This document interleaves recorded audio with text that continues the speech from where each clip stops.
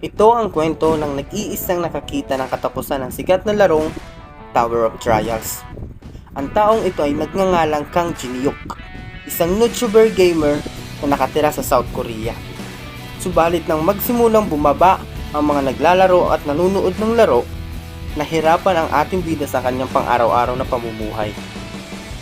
Hanggang sa isang araw, ang larong Tower of Trials ay naging totoo. At dito magsisimula ang mga panibagong kakaharapin ng bida sa kwentong ito. Kaya't huwag na nating patagalin pa, let's go!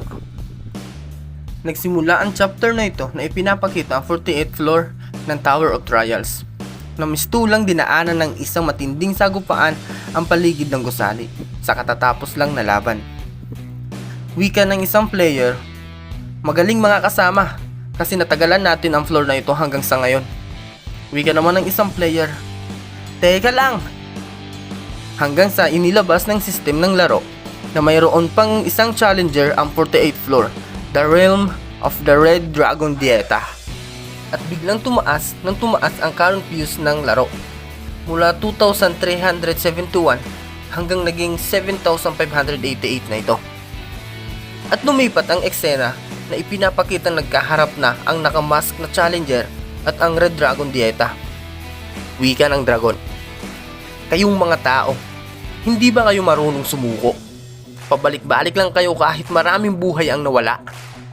Wika naman ng nakamaskara, meron akong ginawang preparasyon para magluto ng malaking butike.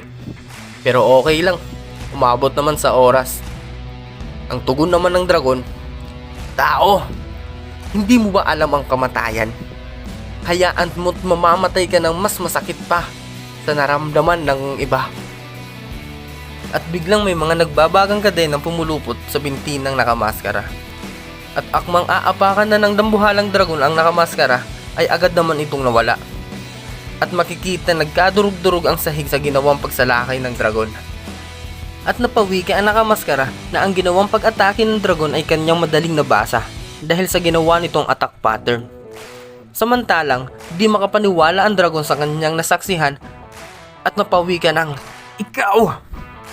At wika pa nung nakamaskara, kaya kong hulaan ang gagawin mo sa pamamagitan lamang ng galaw ng iyong mga kamay.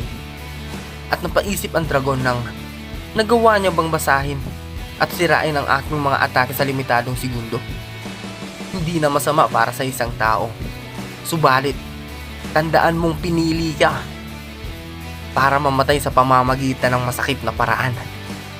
At makikita, nagsimulang mag-ipon ng apoy ang dragon sa kanyang lalamunan.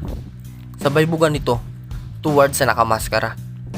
At makikitang nagkadurog-durog at nagkasunog-sunog ang mga alumang daanan ng ibinugang apoy ng dragon. At pasimpleng tumalo ng napakataas ang challenger. Sabay ipinorma ang kanyang daladalang dagger. Inatake ang dragon sa mukha nito. At makikitang ininda ng dragon ang ginawang pag-atake ng nakamaskara. Sabay bigkas ng dragon, ikaw, isa kang lapastangan. Hinding-hindi ako papayag na buhay kang makakaalis sa lugar na ito. Sabay inactivate ng dragon ang kanyang aerial breath. Samantala, kalmadong sinabi ng nakamaskara, wala akong rason para ilagan ang pag-atake mo't sakop nito ang buong dungeon. Sabay inactivate ng nakamaskara ang Hellfire at Black Tears. Samantala, tinawanan lamang ito ng dragon at tinawag na baliw sapagkat napaka-arugante na ito sa pagtitiwala sa ataking walang kwenta. At hinding-hindi mo ko mapapatay sa ganyang kahinang pag-atake, wika ng dragon. Alam ko yan, sagot ng nakamaskara. Kaya't eto pagmasdan mo. Hellfire at Black Tears. Kapag pinagsama ko ito, kayang-kaya kitang balatan. At inilabas ng system, the combination was successful. At eto na nga mga lords, nag-gain ng nakamaskara ang The Breath of the Void Dragon Ethereum Triple S skill level. At nanlaki ang mga mata ng dragon dahil ang na-obtain palang skill ng nakamaskara ay ang pinakamalakas na Breath of the Ancient Dragon Ethereum. At eto na nga mga lords, lumabas na ang imahe ng Ancient Ethereum Dragon. Hindi makapaniwala ang pulang dragon kung papaano ang isang hamak na tao ay nagkaroon ng gantong kapangyarihan. At tinanong ng dragon kung sino ba talaga ang nakamaskarang ito. At sa unang pagkakataon ay inalis ng nakamaskara ang nakatakip sa kanyang mukha at binanggit ang pangalang Kang Jinyuk.